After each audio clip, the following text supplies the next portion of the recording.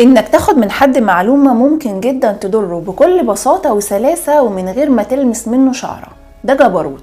استجوب 500 طيار امريكي وبريطاني متدربين كويس جدا على مواجهة الاستجوابات وعدم تقديم اي معلومة. لكن الغريب بقى انه حصل منهم على معلومات مفيدة جدا، ما عدا 20. يعني انتوا متخيلين ان من 520 بس ما يحصلش منهم على معلومات؟ لا، وكمان كان بيدلعهم اخر دلع. فاللي هو انت عملتها ازاي اصلا؟ وده بالظبط اللي خلاهم يطلقوا عليه المستجوب الاعظم، واتعمل له تقنيه لتدريس استراتيجياته باسمه. ومش بس كده، الولايات المتحده دعته لالقاء محاضرات في البنتاجون بعد ما اتاكدوا ان مش دايما العنف بيساعدهم على الحصول على المعلومات. فنقدر نقول بكل بساطة انه كان اكتر واحد قدر يستخدم القوى الناعمة للحصول على المعلومات.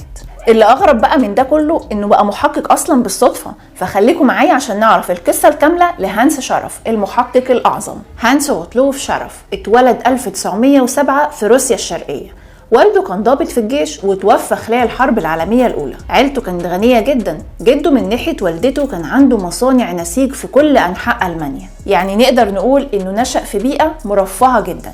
اتعلم الفن والتسويق وكان شاطر قوي في المبيعات، وده السبب اللي خلاهم يبعتوه لفرع جنوب أفريقيا. والحقيقة إنه عمل شغل حلو قوي هناك لدرجة إن هم مسكوه إدارة الفرع. وهو هناك أعجب جدا واتجوز بنت طيار بريطاني اسمها مارغريت ستوكس.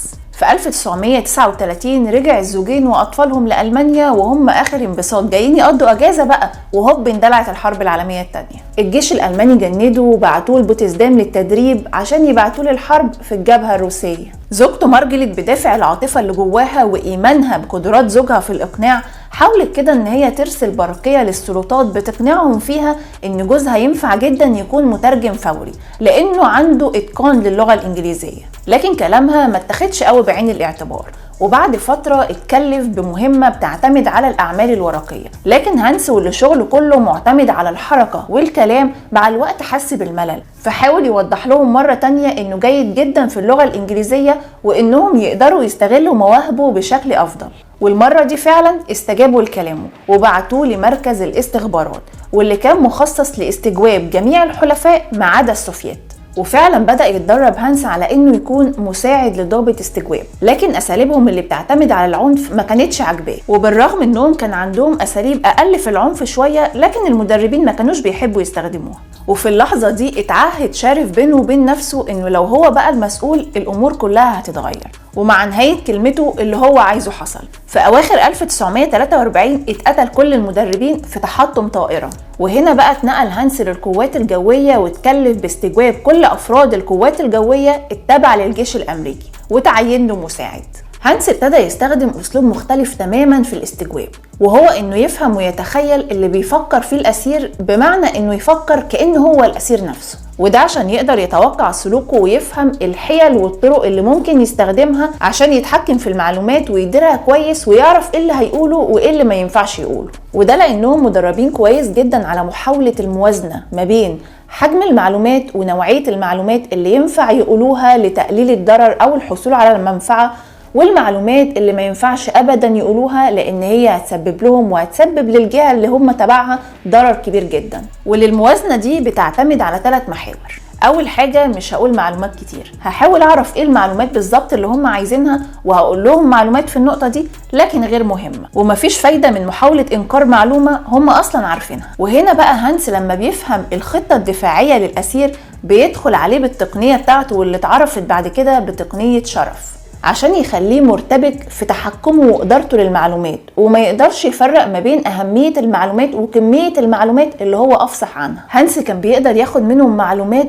غاية في الأهمية والخطورة بكل سلاسة وبساطة في دردشة كده ما بين الصحاب، من خلال تقنيته اللي بتعتمد على 5 محاور، من خلال التودد وبناء علاقات إنسانية عميقة كده مع الأسير. هانس كان بعد ما بيستدعي السجين كان بيسيبه شوية كده في مكتبه اللي مليان بالمجلات الأمريكية وملصقات الفتيات والسجاير وكل الديكورات والمفروشات اللي بتحسسه بالظبط كأنه في وطنه، وكل ده عشان يساعده على الاسترخاء وتقليل الحذر. ده غير أصلا إن هو ما كانش منتظر المعاملة دي أساسا. ومش بس كده، ده كمان كان بيحافظ على أداء التحية العسكرية واحترام الطيارين، ويقابلهم كمان بزي مدني وهو بيكلمهم باللغة الإنجليزية. متخيلين ان هم حاسين ان هم بيقابلوا واحد صاحبهم مثلا، والعلاقة بينهم ودودة جدا. وخدوا كمان المفاجأة دي، كان بياخد بعض السجناء لعروض سينمائية بالمخيم، وسمح كمان لبعضهم انهم يلبسوا ملابس مدنية ويروحوا يتنزهوا معاه في الغابة المحيطة. ده كان بياخدهم كمان حديقة الحيوانات. في دلع اكتر من كده. اللي اغرب من ده كله ان سمح لواحد منهم بقيادة طيارة ألمانية،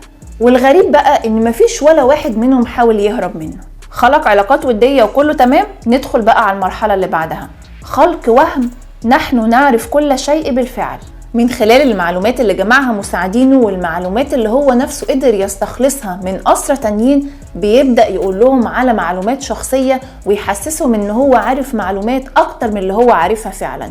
في الحالة دي هم بيحسوا ان هو عارف كل حاجة عنهم وعن زمايلهم، وهدفه هنا انه يشوش وعيهم عن اهمية المعلومات المهمة والمعلومات الغير مهمة، فيبدأوا هنا يتعاونوا اكتر معاه.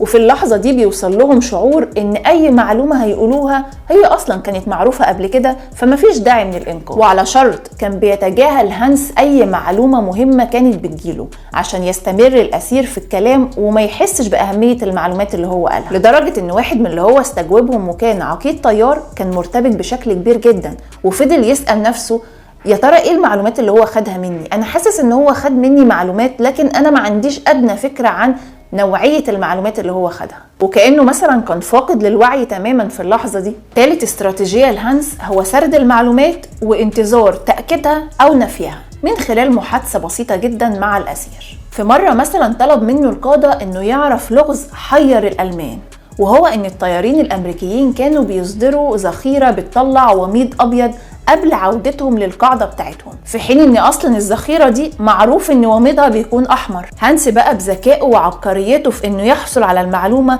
في محادثة كده طويلة ما بينه وما بين واحد من الطيارين، وهم بيتكلموا فيها عن الاختلاف في انماط الحياة ما بين الاوروبيين والامريكيين. يعني كان بيتكلموا في موضوع تاني خالص. في وسط الكلام كده قال له هانس بس من المؤسف ان امريكا ما عندهاش قدرة ان هي تصنع ذخيرة بتطلع وميض احمر زي الذخيرة الانجليزية. واضح كده ان عندكم مشكلة في نفاذ المواد الكيميائية اللي بتساعد على انتاج الرصاص اللي بيخرج وميض احمر، وده لان الرصاص اللي بيطلع وميض ابيض ما بيكونش سهل في رؤيته ولا في تتبعه. فهنا رد عليه الطيار وقال له انت مجنون يا هانس، ما عندناش اي مشكلة في نوعية الرصاص دي، ده الرصاص اللي بيطلع وميض ابيض هي بس طريقة بنحذر بيها نفسنا ان الذخيرة بدأت تخلص في الطيارة. لا والله ذكي وشاطر. وعشان يشجعهم على تأكيد المعلومات أو نفيها كان بيقول لهم إنه محتاج بس أدلة عشان يتأكد إذا كان أسير فعلا ولا جاسوس، عشان لو كان أسير يتعامل معاملة أسير الحرب ويحصل على كل الحقوق والامتيازات وفقا لاتفاقيات لاهاي وجنيف.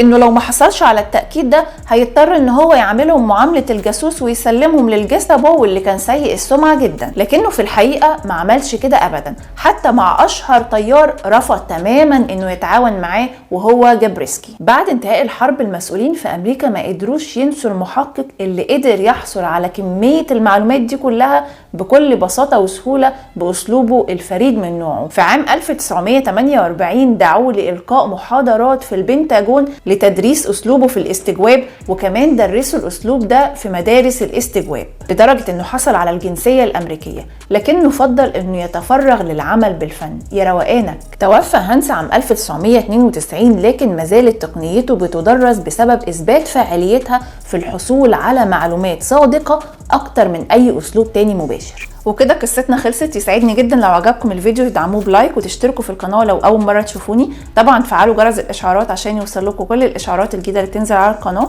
اشوفكم على خير ان شاء الله في فيديو جديد.